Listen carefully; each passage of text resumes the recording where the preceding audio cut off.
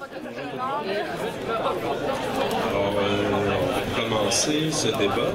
Merci de vous être déplacés en relativement grand nombre. En tout cas, toutes les chaises ou presque semblent prises. Je me présente, je m'appelle Pierre-David Gendron-Bouchard. Je suis professeur ici à Montmorency au département de français et de lettres. C'est moi qui animerai la rencontre en compagnie de ma collègue Julie Drolet, qui sera la gardienne du temps pour les interventions des participants. Est-ce que tout le monde m'entend bien par ailleurs? Pas vraiment. Comme ça, c'est mieux? OK. J'ai pas l'habitude du micro.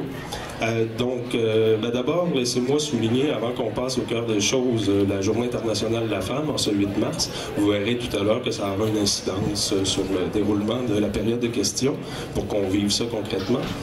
Donc, bienvenue à ce débat, je le répète, dont la question générale est pour ou contre la hausse des frais de scolarité.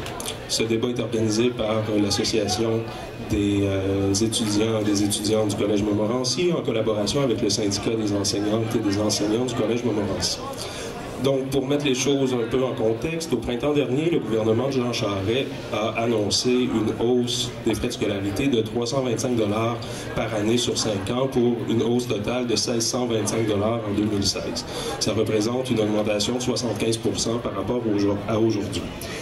Vous le savez, vous le vivez en tant qu'étudiant et étudiante, en tant que professeur. Cette annonce-là a suscité un assez vif débat de société et bon, l'AGEM a voulu aujourd'hui vous permettre d'assister concrètement à la tenue d'un tel débat sur les lieux du collège. C'est ce dont parleront donc nos intervenants aujourd'hui. Je les laisserai se présenter eux-mêmes. Donc, juste pour que vous sachiez déjà, nous avons le camp ici à la droite immédiate des participants qui sont pour la hausse des frais de scolarité et un peu plus loin de moi, le camp des participants qui sont contre. Donc, je commencerai par messieurs, dames ici. Pouvez-vous nous dire quelques mots sur vos noms, vos fonctions, vos rôles et de quelle manière vous êtes engagés dans ce débat? Moi, mon nom, c'est Jen Grenier. Je siège sur le conseil d'administration du mouvement des étudiants socialement responsables du Québec. Je suis également étudiant en soins infirmiers au Collège de Valleyfield. Je suis ici, je fais du bénévolat, puis je suis pour la hausse des droits de scolarité, contre la grève étudiante. Puis je suis en compagnie de ma collègue Vicky du conseil d'administration également du mouvement des étudiants socialement responsables du Québec. Madame, voulez-vous nous dire quelques mots? Oui, je m'appelle Vicky Rogers. Et bien sûr, je suis étudiante ici. J'étudie en sciences humaines, profil gestion et j'ai le plaisir de finir cette année.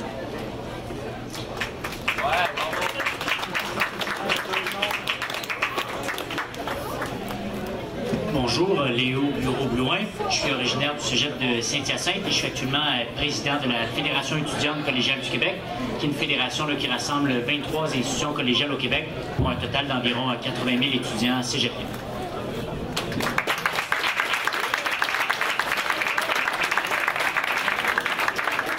Bonjour, moi c'est Alexandre Satonge-Perron. Je suis aussi étudiant ici au Cégep.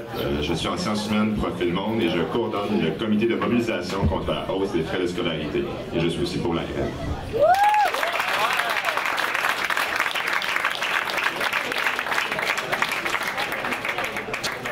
Alors, voici maintenant venu le temps de présenter le déroulement du débat. Nous aborderons 4 thèmes pour un temps total d'environ 40 à 45 minutes et suivra une période de questions lors de laquelle vous pourrez venir poser vos questions. Et donc, les thèmes que nous aborderons, je vous les présente tout de suite pour que vous ayez une idée. Donc, nous commencerons par parler du rôle social de l'éducation. Je préciserai dans 2 minutes. Ensuite, deuxième thème, les sources de financement de l'éducation des universités.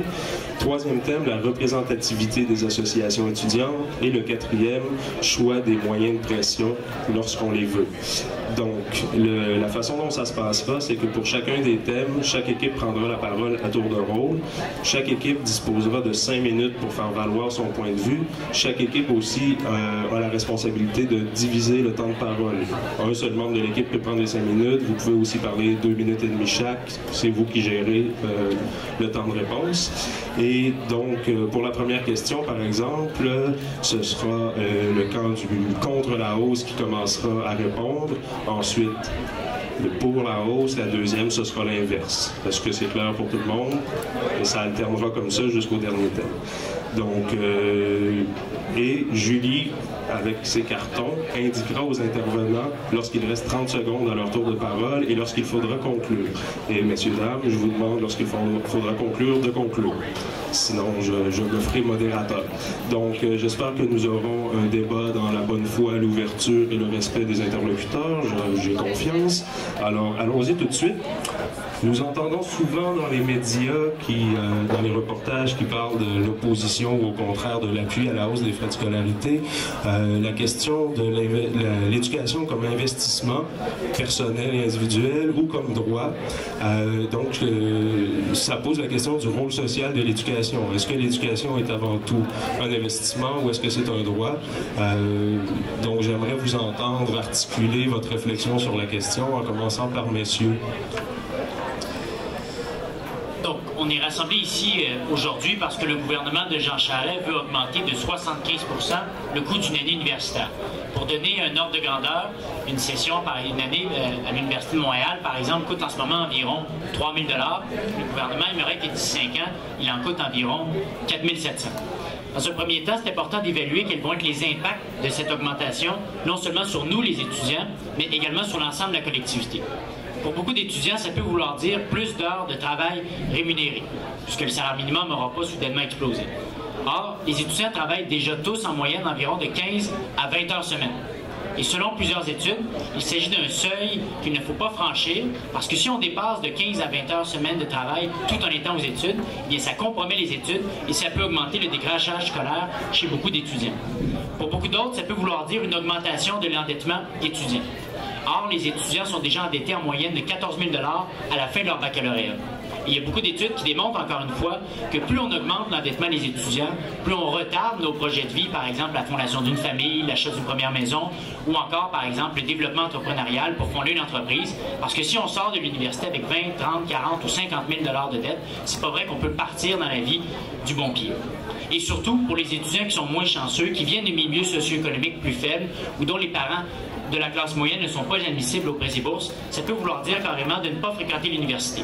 D'ailleurs, une étude du ministère de l'Éducation démontre que sur une période de 5 ans, le Québec pourrait se priver de plus de 7 000 étudiants s'il allait de l'avant avec l'augmentation des frais de scolarité. Et ça, je pense que c'est inacceptable, surtout dans un contexte où on manque de main-d'œuvre spécialisée, où on a besoin d'enseignants, on a besoin d'avocats, on a besoin de médecins qui vont relever les défis qui attendent le Québec, mais aussi parce que moi, j'ai la profonde conviction que ça devrait être le talent qui devrait être le critère d'admission à l'université et non pas l'épaisseur du portefeuille des étudiants. À ça, le gouvernement répond que les prêts et bourses vont tout régler, que c'est pas grave, que les bourses vont augmenter, que tout va être beau. Mais 80 % des étudiants universitaires au Québec ne sont pas admissibles aux bourses du gouvernement. En fait, dès que notre famille fait environ 60 000 $ de revenus, on a accès à 0 $ de bourse. Donc, pour pratiquement tous les enfants de la classe moyenne, ça veut dire justement une augmentation du travail, une augmentation de l'endettement ou carrément ne pas fréquenter l'université. Et ce qui est le plus frustrant dans tout ça, c'est quand on apprend pourquoi le gouvernement veut augmenter les frais de scolarité. Le gouvernement veut les augmenter parce qu'il dit que les universités, supposément, manquent d'argent. Or, encore une fois, en fouillant un peu plus, on s'est rendu compte que le problème n'était pas tant que les universités manquaient d'argent, mais plutôt qu'elles géraient mal l'argent qui leur sont confiés. Par exemple, quand on a vu à l'Université Laval que tous les cadres augmentaient leur salaire de 30 %, que la rectrice de l'Université Concordia avait une prime de départ de 700 000 $, que le nouveau recteur avait un prêt sans intérêt de 1,1 million de $ pour s'acheter un condo au centre-ville, on s'est dit, bon, il y a peut-être un problème en la demeure. Peut-être que le véritable problème, justement, c'est qu'on ne prend pas le problème de la bonne façon, puisque les universités en ce moment au Québec, c'est un peu comme un seau percé qu'on essaierait de remplir toujours, mais sans colmater la brèche. Donc le véritable débat, justement, c'est de savoir qu'est-ce qu'on fait avec l'argent qu'on a dans les universités et qu'est-ce qu'on veut pour nos universités. Parce que moi, je crois que justement, le rôle social des universités, c'est de permettre à tous les jeunes au Québec de s'émanciper, de faire ce qu'ils veulent dans la vie, et ça qu'ils viennent de milieux pauvres, de milieux riches ou de la classe moyenne. Et je pense que c'est ça, le projet de société que les jeunes au Québec, on doit défendre. Je pense que c'est ça pourquoi on doit se mobiliser, et je pense que c'est ça pourquoi on doit rappeler au gouvernement Charest que les universités au Québec doivent rester accessibles à tous et toutes.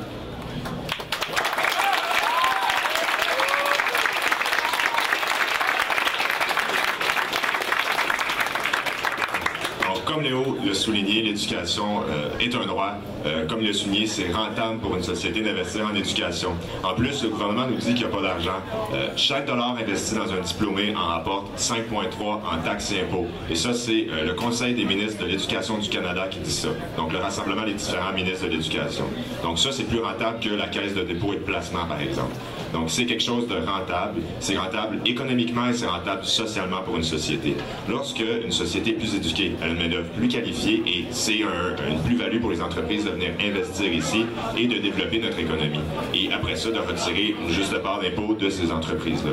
Donc, investir dans l'éducation, c'est à la fois, oui, un investissement public, un investissement social et un droit aussi qui devrait être à tous les étudiants, peu importe la taille de notre portefeuille.